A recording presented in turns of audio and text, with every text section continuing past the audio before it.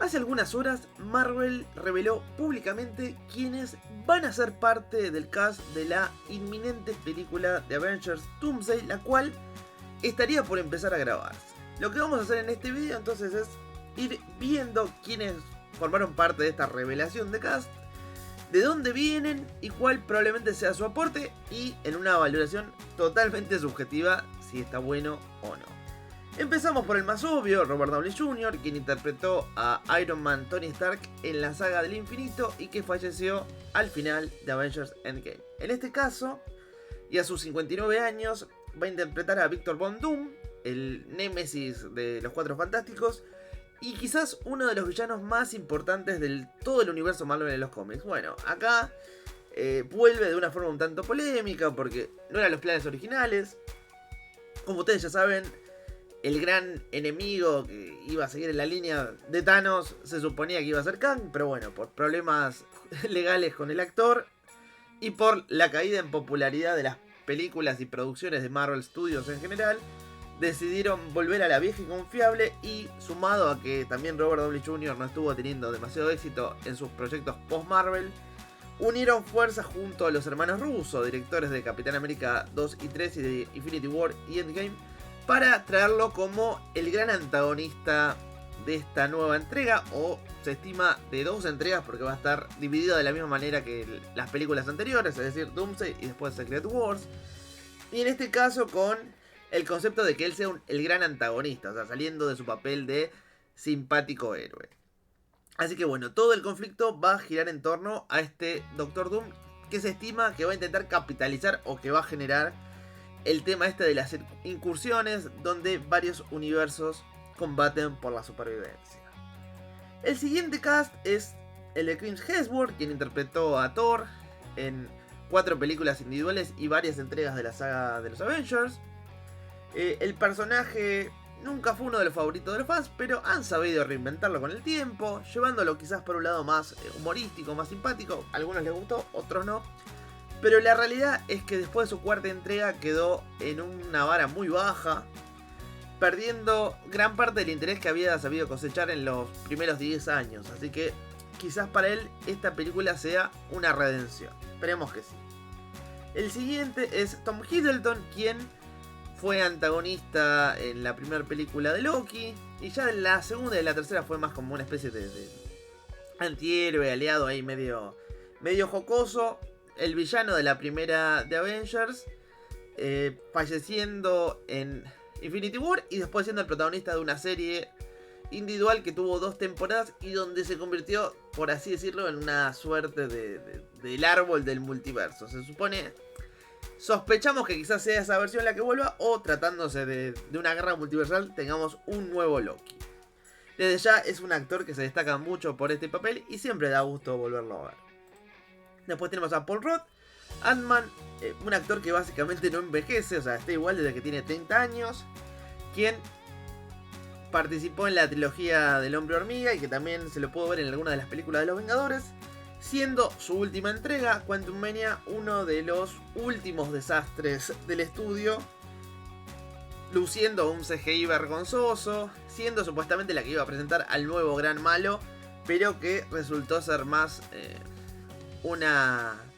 un problema que un acierto. Así que es otro personaje que, al igual que Thor, tiene una última entrega bastante defectuosa y que necesita redimirse con bastante fuerza con el público general. Seguimos. Anthony Mackie, antes Falcon, ahora Capitán América. Acompañó a Steve Rogers desde la segunda Capitán América. Estuvo en las películas, en la segunda de Vengadores. Estuvo en Infinity War, estuvo en Endgame, y al final, cuando Steve se retira, le entrega el escudo, cosa que bueno, termina consumando al final de la serie de Falcon y el Soldado y el Invierno, la cual, a mi opinión, es el comienzo de la caída del personaje, ya que todo lo que hacía divertido a Falcon en el Capitán América se vuelve un personaje totalmente tedioso y aburrido, y lo pudimos ver en la taquilla de su última entrega, que casualmente es la última película de MCU hasta la fecha, donde actualmente llevan recaudados 400 millones en taquilla, lo cual apenas estaría cubriendo lo que salió a hacerse la película, que fueron unos 180 millones según declarado, lo cual para mí es mentira, pero bueno, La declaración oficial es que salió 180 millones y ya saben. Son 2 millones para el doble del costo para recuperar y el triple para dar ganancia. Entonces, en un mejor escenario, la película no estaría dando pérdida, pero tampoco ganancia, que obviamente es lo que busca el estudio, si no, no tiene sentido hacer nada. Este personaje no está siendo popular en el público, protagonizó una película que la verdad que no está gustando, no generó ningún impacto, así que la verdad que si yo fuera los hermanos rusos, disminuiría bastante su tiempo en pantalla. Se hablaba que él podría ser el líder de una nueva encarnación de los Vengadores. De hecho, ese es un poquito el puntapié de su propia película, pero desde ya le queda grandísimo ese saco. Y vuelvo a decirlo, si yo fuera los rusos, intentaría no ir por ese lado y que simplemente sea uno más del montón. Después tenemos a Dani Ramírez, quien es el nuevo Falcon, quien la verdad que en la serie de Falcon y el Soldado del Invierno pasó sin pena ni gloria, pero que curiosamente fue una de las cosas que más me gustaron en Capitán América 4, teniendo el mismo rol que tenía Falcon originalmente, de personaje simpático, de compañero. A mí en lo personal me gustó. No tengo nada para decir. Obviamente, en una escala multiversal, su aporte va a ser muy pequeño. Quizás acompañando a Sam Wilson en alguna misión o participando en una batalla de gran escala. Seguimos con Letitia Wright, Shuri, la hermana de T'Challa, quien en Wakanda Forever se convierte en la nueva Pantera Negra. No hay mucho para decir, quien sea seguidor del canal sabe que yo detesto esa película y me parece que su personaje, el cual era uno de los mejores femeninos del MCU, lo arruinaron completamente. Es cero interesante, más allá de ser inteligente. Pero bueno, viene a tener la representación de Wakanda. Ni fu ni fa, pero bueno, sí es un personaje necesario, o sea, es obvio que tiene que aparecer. También nos acompaña Winston Duke, que al final de Wakanda Forever quedó justamente como el gobernante de Wakanda.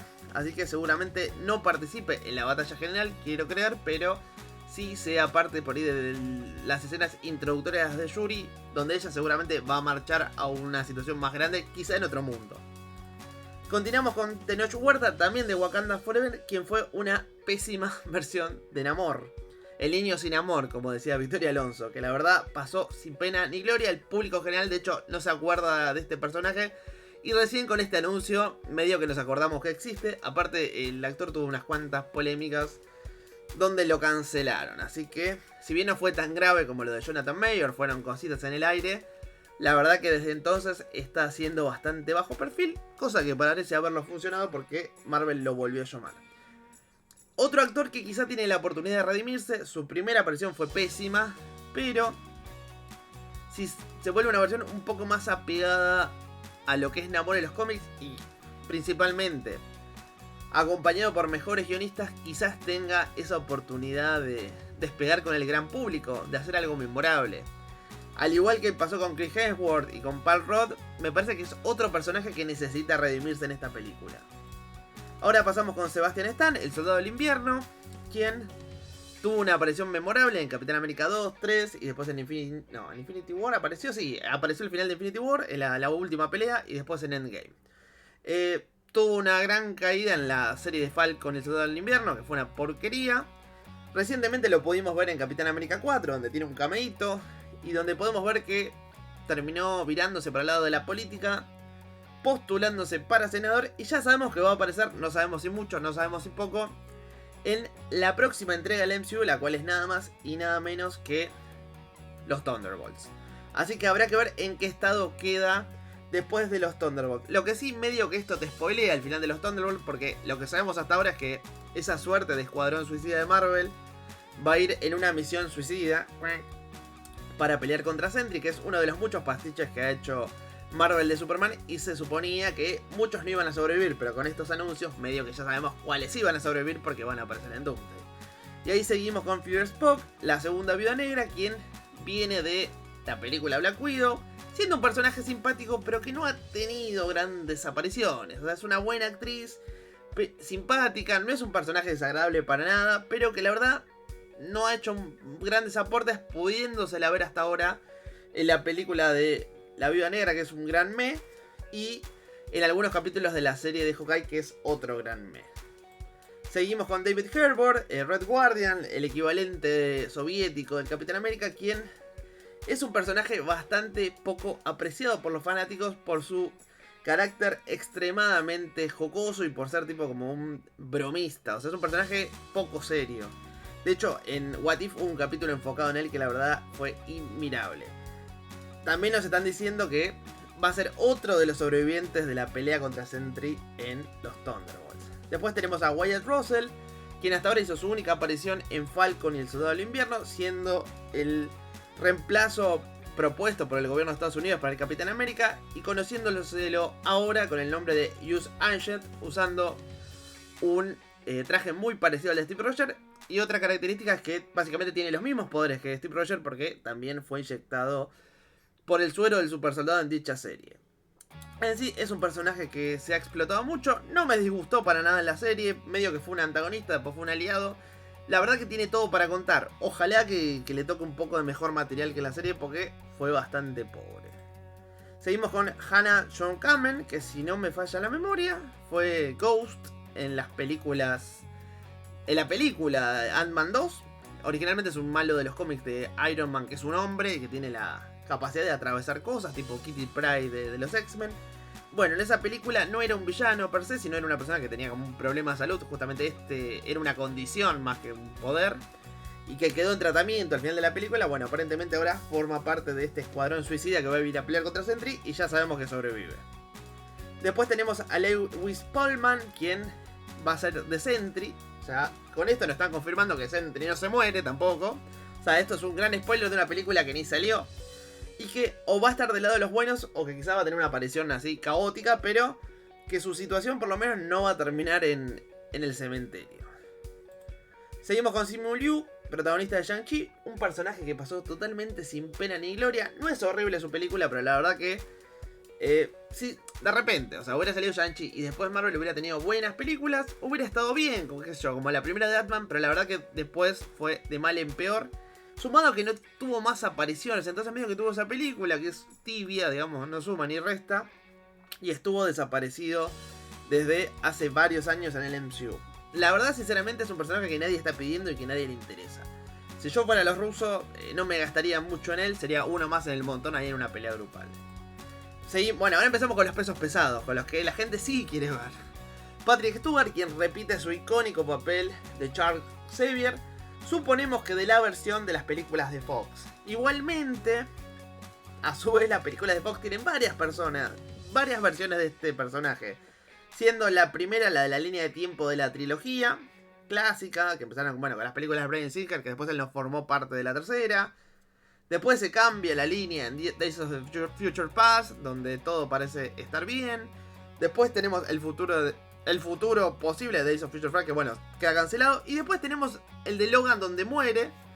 Y a eso hay que sumarle la versión que es un Illuminati en Doctor Strange 2. Así que me tiro a que este es el que vimos en la trilogía de Bryan Singer. Seguimos con los grandes. Ian McKellen, el primer Magneto, a quien pudimos ver también en la trilogía original de X-Men y en Days of the Future Past. Un personaje muy querido por todo el mundo, quien regresa a sus 85 años. Ojalá le den tiempo en cámara, porque aparte los poderes de Magneto están rotísimos. O sea, si fuera una pelea contra los Avengers, como algunos están suponiendo, se va a cargar a un montón. O sea, hay pocos enemigos que pueden hacer tanto daño como Magneto. Seguimos con más X-Men, en este caso James Marsden, quien fue el primer Cíclope, quien apareció en las primeras 3 películas de X-Men, siendo un cameíto prácticamente en la tercera, donde también lo matan, ya que el actor se fue con Bryan Singer a hacer esa fracasada película de Superman Returns. Entonces, al final, como una cortesía profesional, accedió aunque sea a grabar una escena donde lo mataban. Pero igualmente después, estos se retrotraen con Days of the Future Past y forma parte de ese futuro feliz del final de la película.